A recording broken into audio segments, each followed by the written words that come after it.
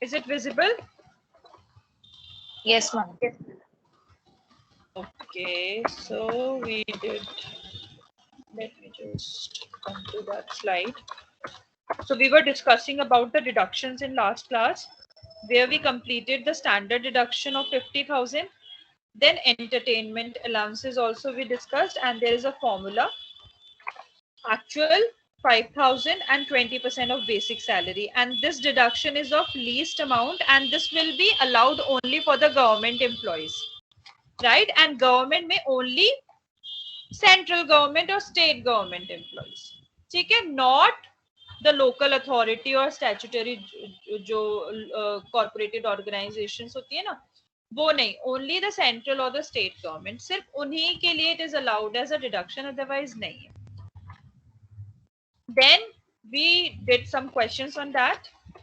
Then we were at that slide when we stopped our class, right?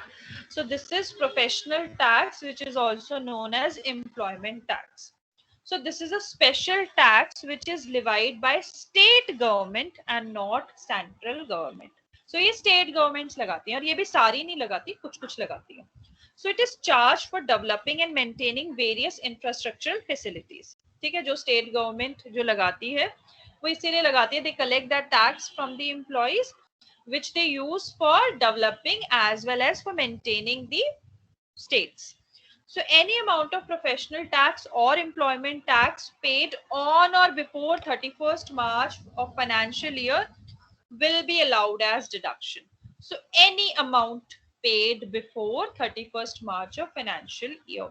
इसका मतलब ये हमारा ना वो म्युनिसिपल टैक्सेस वाला कंसेप्ट है. जो भी पे किया है entirely will be allowed as deduction. Advance दे दिया है तो एडवांस भी हो जाएगा, जो ड्यू था आधा पे किया है तो आधा ही मिलेगा, और अगर 31 मार्च के बाद किया है तो नहीं मिलेगा. तो ये बिल्कुल म्युनिसिपल टैक्सेस वाला कंसेप्ट है हमारा, ठीक है. And if employer pays professional tax और employment tax on behalf of employees, then this tax will be first added in gross salary and then deduction will be allowed. So same as the previous one जो हमने किया था ना, entertainment allowances, अगर employer पे करता है तो first it will be added and then it will be allowed as deduction. Just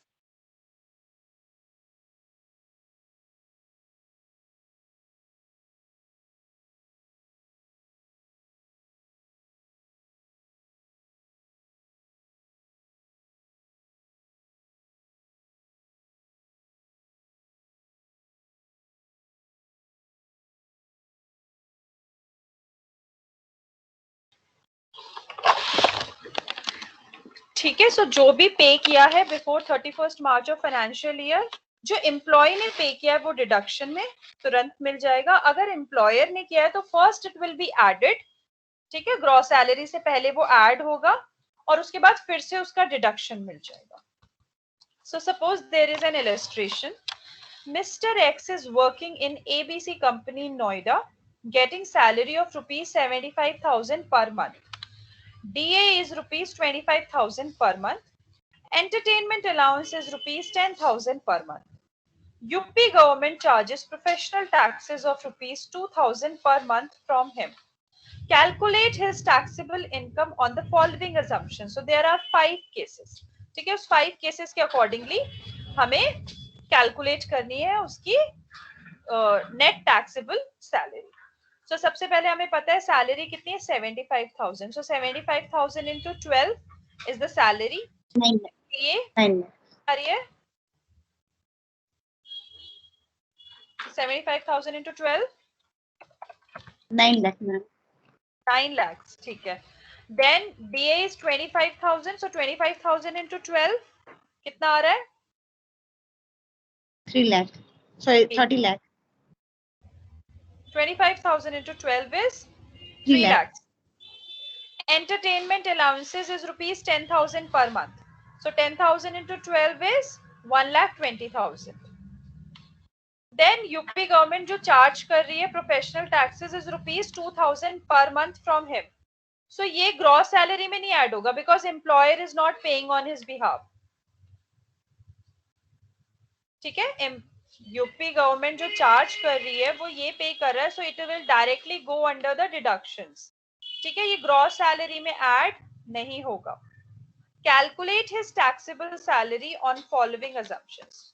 तो हमने क्या क्या कर लिया है, हमने ये तीनों अमाउंट हर एक के केस में लिख लिए.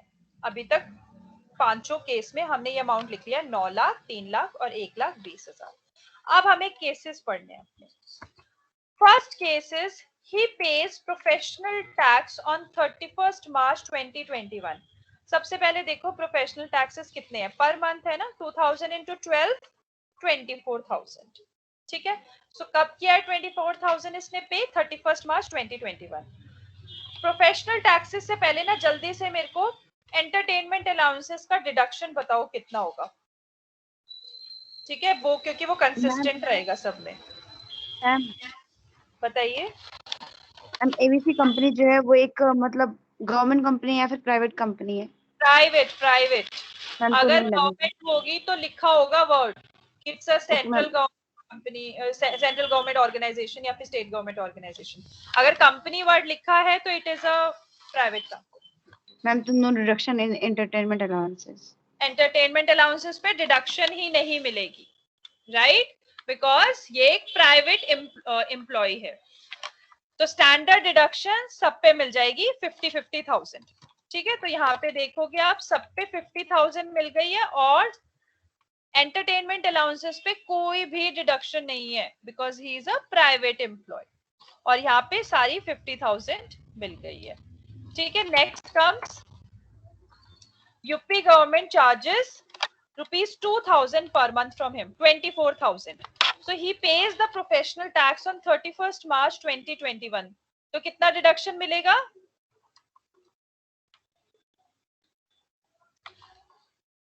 ये ना आई थिंक गलत है, it's not per month, it is annual. एक ही बारी चेक कर रही है, हर महीने थोड़ी 2,000 रुपए टैक्स लेगी. This is wrong, this is annual. 2,000. ठीक है, सो जो 2,000 टैक्सेस थे वो उसने कब पे करे, 31st March 2021. So it means entire will be allowed. The entire 2,000 will be allowed as deduction. Under case 1, the entire 2,000 will be allowed as deduction, professional taxes. क्योंकि professional taxes में क्या है, अगर कोई भी सेंट्रल गवर्नमेंट या state government charge कर रही है तो वो डिडक्शन मिलेगा. वहां पे गवर्नमेंट नॉन गवर्नमेंट एम्प्लॉय की बात नहीं हो रही है. It is for everyone, even for the private employees. So in case it is being paid before 31st March of the financial year, then it is completely allowed. So the entire 2,000 is paid on 31st March, so completely allowed as deduction. And these are paid. ठीक है, so paid वाले case में if employee is paying, then it is directly allowed as deduction. But in case employer is paying, then it will be first added and then subtracted. You can see under case number 4. अभी cases wise चलते हैं. So first case done. Second case, he pays professional taxes on 2nd April 2021. So it is after 31st March, right? So it will not be allowed. So in this case, it will not be allowed because it is after 31st March. Then third case is he pays half of professional taxes on 31st March 2021 and the remaining on 2nd April 2021. So it means if he has paid only half amount, then only half will be allowed as deduction. So only 1,000 is allowed as deduction. ठीक है? Then case 4. ABC company pays professional taxes on his behalf.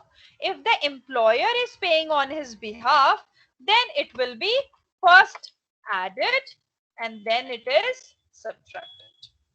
क्योंकि employer पे कर रहा है ना, अगर employer उसके बिहाफ पे पे कर रहा है तो या तो आपकी ग्रॉस सैलरी का कंपोनेंट हो गया ना. ग्रॉस सैलरी क्या होता है, क्या जो हमें एम्प्लॉयर देता है, राइट, ये हमारी ग्रॉस सैलरी में आ जाता है. कुछ भी वो देता है, चाहे वो परक्विजिट्स देता हो तो हम उनकी मॉनेटरी वैल्यू में कन्वर्ट करके उनको दिखा देते हैं, बट हमें लिखना होता है. सो अगर वो प्रोफेशनल टैक्सेस जो हमें पे करने हैं, if the employer is paying on our behalf, then it will be first added.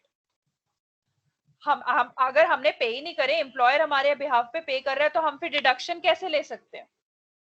और इसका मतलब यही है, एक बार ऐड करो एक बार सब्ट्रैक्ट करो, इफेक्ट तो नील ही हो गया ना. बनता हमारा था, पे एम्प्लॉयर कर रहा है, मेरी जेब से तो कुछ भी नहीं गया ना. If it is not out from my pocket then how can I claim a deduction. So इसीलिए it is first added and then again it is subtracted.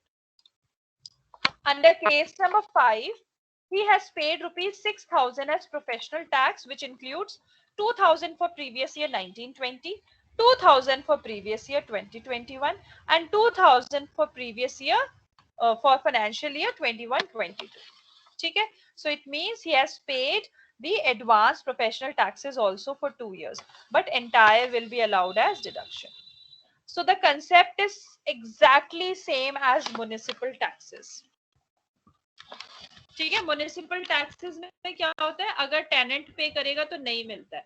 यहाँ पे क्या है, अगर एम्प्लॉयर पे करता है तो पहले ऐड हो जाएगा ग्रॉस सैलरी में, फिर सब्ट्रैक्ट हो जाएगा अंडर स्टैंडर्ड डिडक्शंस. ठीक है, कंसेप्ट बिल्कुल मिलता जुलता है कि 31 मार्च से जितना भी पे किया है आपको पूरा का पूरा स्टैंडर्ड डिडक्शन मिल जाएगा. क्लियर है सबको professional taxes? If you have any doubt, please ask me.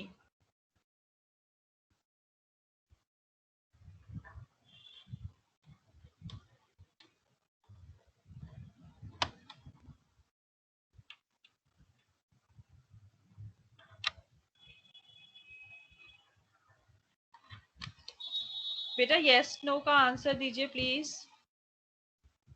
Yes, ma'am. So this is I have shared a video. उसमें we discussed about retirement payments. 4 type के retirement payments होते हैं, gratuity, pension, leave encashment and provident fund. और सबकी calculation is separate. ठीक है, so जो भी टाइप ऑफ रिटायरमेंट्स होते हैं उनको फर्दर आपको क्लब करना पड़ता है in 3 categories. Is it given before retirement, is it given on और आफ्टर द रिटायरमेंट, और is it given due to death of the employee. हर एक category is further sub classified in 3 category. ठीक है, और उसके बाद आपको दोबारा उसको सब क्लासिफाई करना पड़ता है between 2 categories. Is it given to an government employee और to a non government employee. ठीक है, सो जो ग्रेचुटी है, ग्रेचुटी भी पहले 3 में डिवाइड होगी, उसके बाद फिर एम्प्लॉय देखा जाएगा. पेंशन भी फिर 3 में डिवाइड होगी, फिर एम्प्लॉय. लीव इनकैशमेंट भी 3 में फिर 2, फिर प्रोविडेंट फंड भी 3 में फिर 2. हर कैलकुलेशन इसी स्टेप वाइज आपकी असर्टेन की गई है. सो जो ग्रेचुटी है, gratuity is basically a lump sum payment. ठीक है, and it is a way of appreciating the services rendered by the employee. So जो tax treatment होता है, if it is given before retirement, that the employee has not retired, it is before retirement, then it is taxable. ठीक है, gratuity before retirement is taxable for the government as well as for the non-government employee.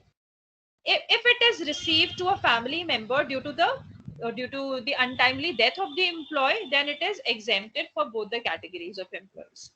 ठीक है, and if it is given on retirement, then it is fully exempted under section 10 subsection 10.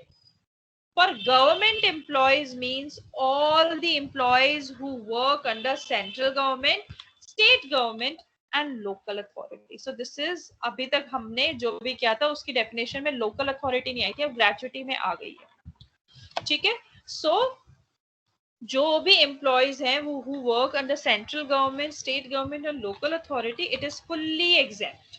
So this is for government employees, it is fully exempt on retirement. So let's do this illustration. Mr. X working in Gurgaon for Haryana government, getting salary of rupees 18,000 per month. DA is 20% of basic salary. Entertainment allowances is rupees 3,500 per month. Bonus is 1 month of basic salary. He has paid professional taxes to Haryana government of rupees 1,500 on 28th February 2021. So it is before 31st March. Entire will be allowed as deduction. On the same, he also retires from services. Haryana government pays him gratuity of rupees 10 lakh. Calculate his taxable salary for the previous year 2021.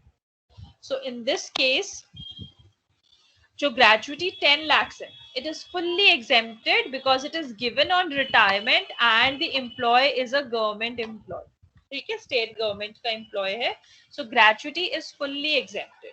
उसके अलावा जो भी हमारी calculation process है same follow होगा।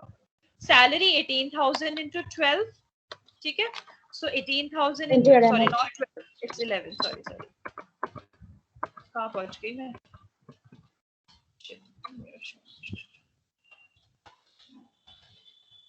Just a minute, एकदम से ना मैं इनकी स्लाइड पे चले गई।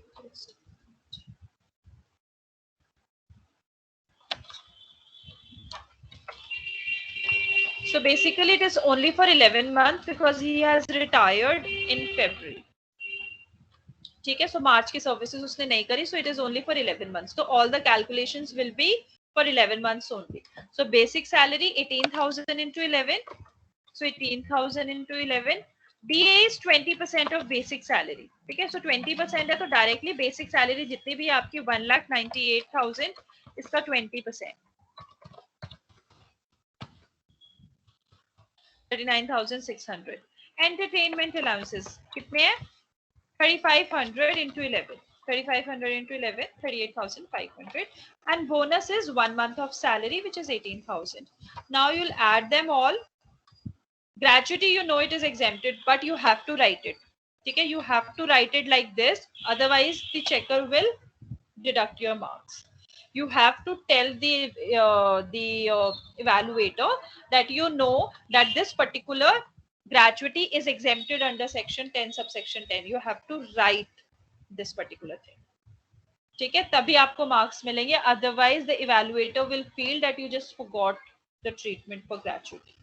ठीक है, so you have to write it like this, क्योंकि एग्जेम्प्ट का चीज यही होती है कि उसको आपको एक कॉलम में दिखाना पड़ेगा कि कितनी एग्जेम्प्टेड है। ठीक है, so this 10 lakh and the entire is exempted, so it is nil. Gross salary, when you add them up, this is 2,94,100. Then standard deduction is 50,000, it is standard. Then professional taxes 1,500, it is direct. And for this entertainment allowances, there is a proper calculation. It is the least of actual amount. So actual amount कितना है, 38,500 जो actual है, 5,000 या फिर 20% of basic salary. So basic salary 1,98,000, इसका 20% is 39,600. इन तीनों में सबसे कम है 5,000. So the entire 5,000 is allowed as deduction. ठीक है, एंटरटेनमेंट के लिए हमेशा आपको ये फॉर्मूला यूज करना पड़ेगा, and this is always use when the employee is a government employee. If he is not a government employee, then there will not be any deduction. ठीक है, सो ये गवर्नमेंट एम्प्लॉय के लिए, and since he is government employ इसलिए हमने इसको 5,000 की deduction दी।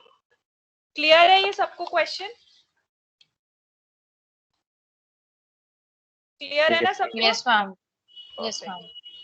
ठीक है, फिर होता है gratuity on retirement. This is for private employees, non government employees, और उसमें एक एक्ट होता है ग्रेचुइटी एक्ट 1972, और इसमें दो कंडीशंस अगर सेटिस्फाई होती है तो ये एक्ट एप्लीकेबल हो जाता है। वो आपकी कंडीशंस है कि एम्प्लॉयर के 10 या उससे ज्यादा एम्प्लॉयज होने चाहिए जो उसके साथ काम कर रहे हैं, और जो एम्प्लॉय है वो रिजाइन कर रहा है after completing 5 years of service. ठीक है, अगर वो 5 years ऑफ सर्विस कंप्लीट कर रहा है और उसके बाद रिटायर हो रहा है तो इसका मतलब ग्रेचुइटी एक्ट 1972 इज एप्लीकेबल। ठीक है, बट वॉलंटरी बेसिस पे भी there no one can stop the organisation, because gratuity का मतलब ये होता है दैट यू आर एप्रिशिएटिंग। ठीक है, सो ये तो मैंडेटरी वाली चीजें हैं, अगर वो कम सालों के लिए भी काम कर रहा है तो कोई ऑर्गेनाइजेशन को स्टॉप नहीं कर सकता कि आप उसको ग्रेचुइटी मत दो, ना दो। ठीक है, so for when the gratuity act is applicable, so these are the limit conditions, least of the following, जितना एक्चुअल में मिला है या फिर 20 lakhs या फिर दिस फॉर्मूला क्या है, 15/26 into salary into completed years of service। आपको completed लेना है। ठीक है, अगर 6 month से ज्यादा है तो आप उसको राउंड ऑफ कर देना, अदरवाइज उसको राउंड ऑफ मत करना। और सैलरी क्या है, basic salary plus DA last drawn by an employ, that is 1 month immediately preceding the date of retirement। तो जब भी रिटायर कर रहा है, जैसे फेब में रिटायर कर रहा है तो जनवरी की देखोगे आप, उससे एक महीने पहले की जो उसने लास्ट ड्रॉन करी है। कंप्लीटेड में कंप्लीटेड देखना, और अगर 6 मंथ से ज्यादा है, जैसे इसमें 6 मंथ्स थे तो भी 21 ही रहा है, 21 ईयर 6 मंथ्स भी 21 रहा है, 6 से ज्यादा है तो राउंड ऑफ हो रहा है। ठीक है, so this is the formula when gratuity act is applicable. When gratuity act is not applicable, ये दोनों चीजें तो सेम रहेंगी, फॉर्मूला चेंज हो जाएगा। फॉर्मूला क्या होगा, 15/30 into average salary. Average salary मतलब प्रिसीडिंग 10 मंथ्स की सैलरी, और सैलरी को कैसे डिफाइन करोगे, basic salary DA forming part of salary for retirement benefits. It's very important. It is not talking about the entire DA. It is talking about only that part which is for retirement benefits only. Plus commission if it is payable at fixed percentage of turnover achieved by an employee. So same terminology will be there in the question, and if it is not there, you will not add it. If it is there as a fixed percentage of turnover achieved by an employee, then you will add it. ठीक है, and completed years of service. In this case, the fractions will be entirely ignored even if it is greater than 6 months. ठीक है, these will be entirely ignored. सिर्फ completed years of service लेना है. So these are the two formulas. ठीक है, and these are some of the special points. These are already in video and you can also again read them. But now I am moving to questions. ठीक है, ये जो seasonal वाला आता है ना, आपका questions आते नहीं है, but it is very important to know. और ये जो 20 lakhs की जो limit होती है, this is for the entire life of the employee.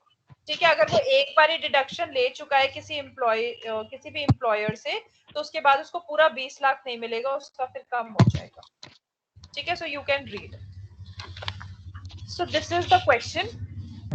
Mister x, an employee of ABC Limited, received rupees 78,000 as gratuity. So this is the actual amount of gratuity. An employee of ABC Limited है, so he is a non-government employee. He's a non-government employee. And he is covered by Payment of Gratuity Act 1972. He retires on March 29, 2021 after rendering services of 18 years, 8 months. ठीक है? At the time of retirement, his monthly basic salary is 2,400 per month and DA is 800 per month. Calculate the amount of gratuity exempted from tax. ठीक है? Actual आपको पता है 78 है, को least of following लेना है। 20 lakhs is the maximum limit. ठीक है, सो वो भी आपने लिख ली। उसके बाद है आपका फॉर्मूला। फॉर्मूला क्या है, 15/26, right, 15/26 into last drawn salary. Last drawn salary कितनी है, 2400 प्लस 800। ठीक है, सो it is 3200. So last drawn salary is 3200, क्योंकि इसकी सैलरी में क्या है, basic salary plus DA into completed years of service. So यहाँ पे क्या है, और पार्ट देयर ऑफ भी है। सो 18 और 8 मंथ्स है, 6 से ज्यादा, तो सो इट इज 90। ठीक है, तो इसको कैलकुलेट करके बताओ कितना आ रहा है। 15/26 इंटू 3200 इंटू 90।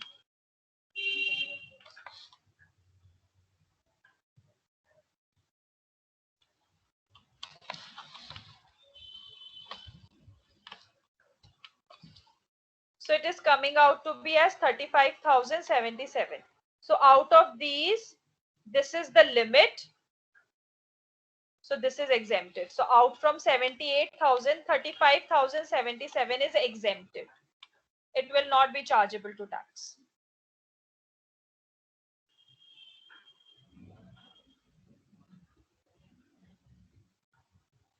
Clear है सबको?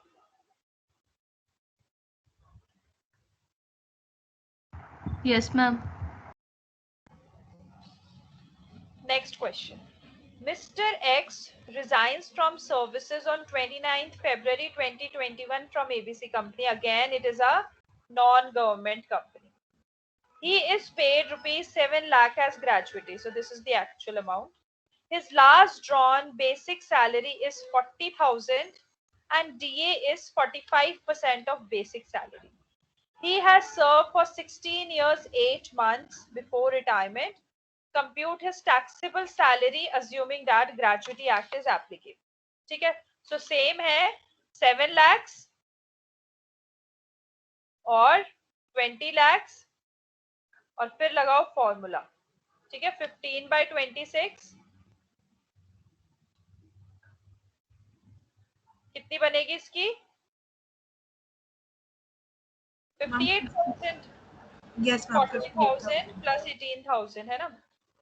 58,000 into completed years or part thereof, so into 17. Calculate करो कितना बैठ रहा है.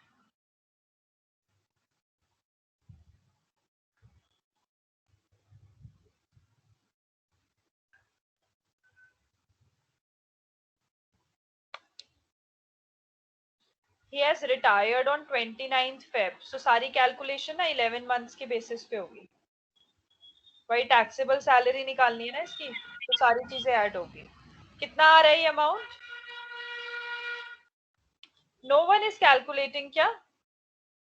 मैम ये 5,68,846 आ रहा है. 5,68,000 846. 846. ठीक है, तो यही हमारा मिनिमम है, तो यही एग्जेम्प्ट होगा. 7 lakhs है, उसमें से ये एग्जेम्प्ट हो जाएगा हमारा ग्रेचुटी. बाकी बेसिक सैलरी क्या होगी? 40,000 into 11. फिर डीए क्या होगा? 45% of whatever the amount and then gratuity. ठीक है, so this will be exempted. और आपका टैक्सेबल सैलरी आप खुद कैलकुलेट कर लेना, 11 मंथ की कैलकुलेट होगी पूरी. ठीक है, basic salary will be 40,000 into 11. DA will be 40,000 into 11 into 45%, and gratuity will be 7 lakhs minus exempted. So जो भी होगी that will be taxable. ठीक है, shall I move to next question?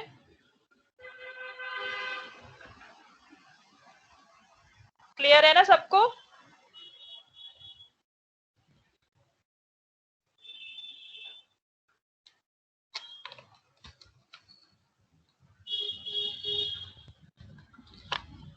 Mr. X is working in a company getting salary of rupees 23,000 per month. First of all, he is a non-government employee. ठीक है, सबसे पहले ये अपना identify कर लेना. और यहाँ पे लिखा भी हुआ है gratuity act is also not applicable. तो मतलब हमारा फॉर्मूला भी अब चेंज होने वाला है. हमें चाहिए एवरेज सैलरी. सो अब हमें क्या इंफॉर्मेशन है कि उसकी सैलरी है 23,000 per month and from 1st July 2020 it increase to 25,000 per month. ठीक है, तो बीच में इंक्रीज की हुई है. His DA is 40% of basic salary and 20% is for retirement benefits. So this is very important. Gratuity के लिए हमें देखना है DA का वो percentage which is for retirement benefits. He is working as a sales manager and makes sales of rupees 2,50,000 every month, for which the company gives him 1% commission. This is also very important क्योंकि ये भी हमारी salary की definition में है कि commission अगर कोई फिक्स्ड परसेंटेज है on the turnover achieved by the employ वो भी आएगा. He is given additional commission of rupees 1,000 per month. Additional का कोई रोल नहीं है ग्रेचुटी की अगर पॉइंट ऑफ व्यू से कहूं तो. He resigns from services on 31st December 2020. इसका मतलब इसने खाली 2021 में 9 months काम किया. ठीक है, पूरे साल काम नहीं किया. He is paid rupees 8,50,000 as gratuity. So this is the actual. He has served for 16 years and 8 months before the retirement. Since the Gratuity Act is not applicable, I will not consider the part. क्योंकि part आता ही नहीं है उसमें. उसमें सिर्फ completed services होता है. So it is only 16 years.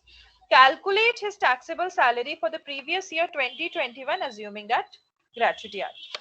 अब ये छोड़ो, अब सबसे पहले हमें अपना फॉर्मूला याद करना है. फॉर्मूला क्या होता है? 15/30 into average salary into completed years of service. Average salary is for the previous 10 months. So सबसे पहले देखो when he is retiring. he is retiring in December. So December से पिछले 10 महीने, so it is November, October, September, August, July, June, May, April, March and Feb. ठीक है, ये हमारे पुराने 10 महीने होते हैं. इन 10 महीनों में फेब से लेके जून तक तो है salary 23,000. From July onwards it has become 25,000. ठीक है, सो हमने सबसे पहले क्या किया, नवंबर से लेकर फेब तक अपने मंथ्स लिख लिए. ठीक है, फर्स्ट कॉलम हमारा डन हो गया. हमने 9 मंथ्स का 10 मंथ्स का निकालना है, हमने निकाल लिया.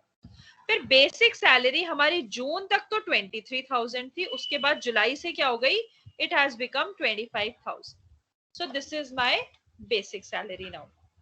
Now it is given that 20% is for retirement benefits. So 20% of basic salary. Not पहले इसका निकलेगा 40% और 40 का 20%. It is basically 23,000 into 40% into 20%, 18,040. सो ये बेसिकली आपको क्या करना है, जो डीए है ना वो 40% है और इसका 20%. सो ये 20% is talking about DA, it is not talking about basic salary. So DA का 20% इज फॉर रिटायरमेंट बेनिफिट्स. तो सबसे पहले आप डीए कैलकुलेट करोगे और डीए के बाद आप वो पार्ट निकालोगे, that is for retirement benefits. ठीक है, सो 23,000 में it is coming out to be as 1840. So it is consistent. ठीक है, 23,000 का 40% 9,200, इसका 20% is for retirement benefit, so 1840. Similarly for 25,000 it is 40% and 20%, so it is 2,000. So it is 2,000 across these 5 months. Then commission हमें सिर्फ वही लेना है which is fixed percentage given on the turnover achieved by him. So वो क्या है आपका 1%. कितना करता था हर महीने, 2,50,000. So हर महीने 2,50,000 करता था, उसका 1% कितना हो गया, 2,500. So 2,500 for all the 10 months. ठीक है, सारे 10 मंथ्स का हमने लिख दिया. Now then we have added it, तीनों कंपोनेंट्स को हमने हर मंथ में ऐड किया, उसके बाद वी हैव सम्ड इट और उसके बाद we divided it by 10. So this is our average salary. So this is the computation you have to do every time whenever you get the question on where gratuity act is not applicable. आपको ये ऐसी calculation करनी ही पड़ेगी. उसमें calculation पिछले 10 महीने की हो जाती है. Until unless क्वेश्चन में लिखा हो कि पिछले 10 महीने इतनी थी, अगर नहीं लिखा हो तो ऐसे कैलकुलेट करना पड़ेगा. ठीक है, एवरेज सैलरी आ गई, अब तो बहुत आसान है. ठीक है, एवरेज सैलरी इसका मतलब 20 उसको डायरेक्टली आप 16 से मल्टीप्लाई कर दो, 15/30 into average salary into completed years. Part देखने नहीं आपको. अब आपका आ गया answer 2,27,360. This is least of these 3 figures. So out of 8,50,000 this will be exempted. So आप हमेशा ऐसे लिखोगे, gratuity 8,50,000 exempted under section 10 subsection 10 it is 2,27,360. जो भी आपका बैलेंस होगा that will be chargeable to tax. Clear है ये सबको? एक बड़ा क्वेश्चन करते हैं. हाँ, इसके बाद इसमें पूरा ही हो जाएगा आपका. क्लियर है ना अभी तक जितने भी क्वेश्चंस मैंने डिस्कस किए हैं? Yes ma'am. Okay, read this question. Mr. X, a marketing expert of Delhi, is working with 2 companies. ठीक है, सबसे पहले तो नॉन गवर्नमेंट एम्प्लॉय है. A company and B company. He retires from A company on November 30, 1989. Salary at the time of retirement is rupees 2,600 and receives 30,000 as gratuity, out of which 25,000 is exempted under section 10 subsection 10 clause. ठीक है, सो इसका मतलब अपनी पुरानी company से ये is working नहीं, it's a wrong English. Basically he has worked with 2 companies A company and B company, और ए कंपनी से he has already retired.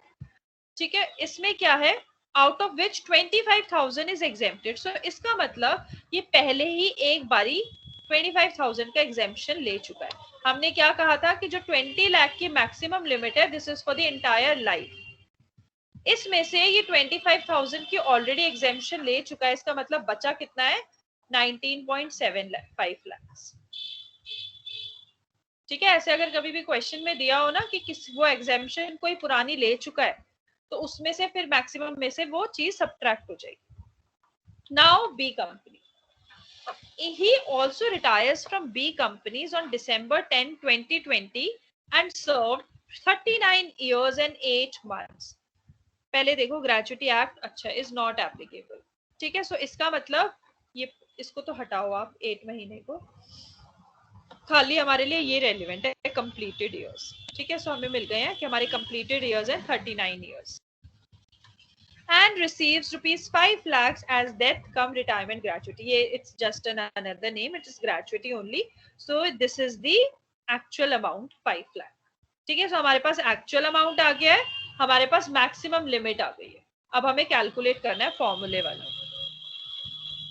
His average basic salary drawn from B company for the preceding 10 months ending on 30th November 2020 is 18,200 पर month. सो बहुत अच्छा है कि हमें basic salary पता है कि उसकी एवरेज बेसिक सैलरी जो उसने ड्रॉ करी है पिछले 10 महीने में ending on November 30, it is 18,200. Basic salary हमें मिल गई. Besides he has received 1,000 per month as DA, out of which 80% forms part for the computation of all retirement benefits. 85% for provident fund. So अभी हम provident fund नहीं देखते, just leave it aside. अभी हम सिर्फ ये वाली चीज देखना है, gratuity वाली. So 1,000 में से 80% is for retirement benefits. So कितना हो गया, 800 basically. 800 DA हर महीने जो उसको मिल रहा है, it is for retirement benefits. 6% commission on उसको 6% कमीशन मिल रहा है on turnover achieved by him. So total turnover achieved by him during 10 months immediately ending on November 30, 2020 is 2 lakh rupees. तो पिछले 10 महीने में उसका कितना टर्नओवर था, 2 लाख, और 2 लाख का कितना मिल रहा है इसको, 6%. सो 12,000. 6%. So it is 12,000. So 12,000 उसको मिला है कमीशन पिछले 10 महीने का. 800 into 800 is basically the average for the previous 10 months of DA forming part of retirement calculations, and 18,200 is for salary. Now you have to add them up.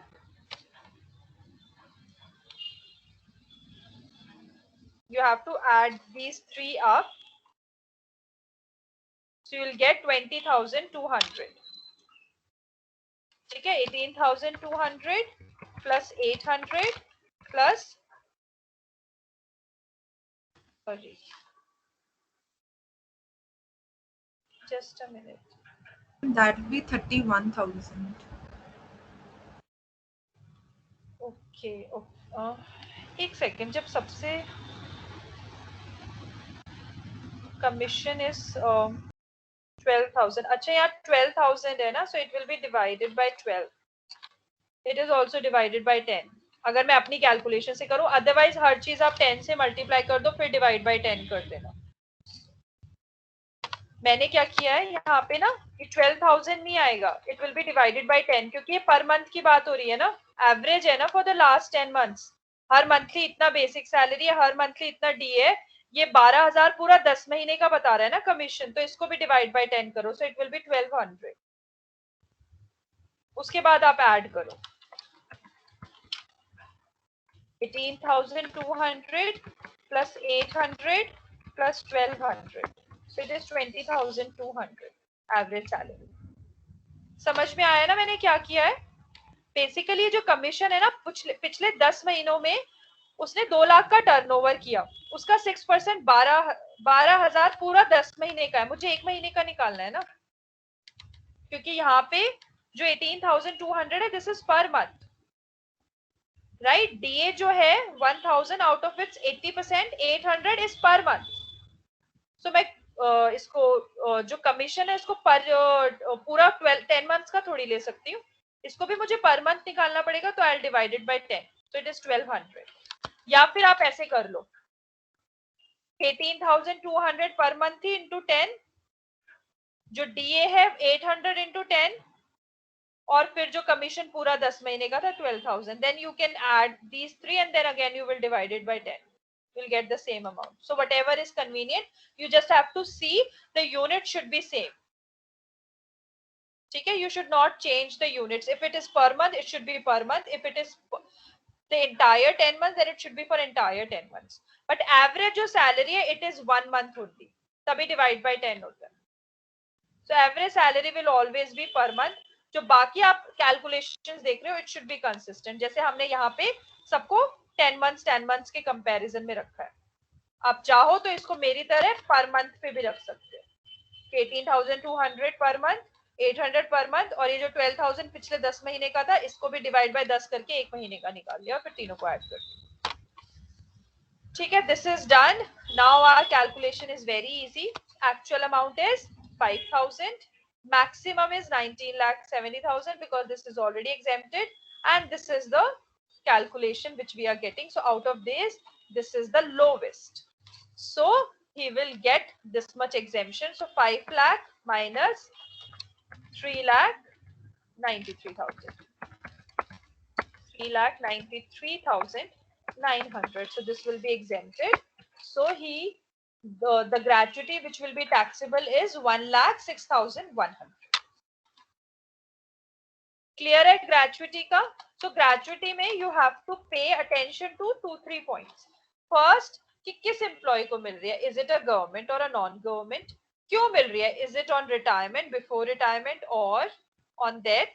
ठीक है, death पे it is entirely exempted, before retire it is entirely taxable, and at the time of retirement you have to check for the formulas. ठीक है, in fact after 5 years of service ना this gratuity is entirely exempted only. After 5 years ना जो भी gratuity आती है उसमें ये चीज formula start हो जाते हैं अप्लाई. क्लियर है सबको? Any doubts to anyone? इसके बाद लीव इनकैशमेंट शुरू हो जाएगा. इससे पहले तक किसी को भी डाउट है?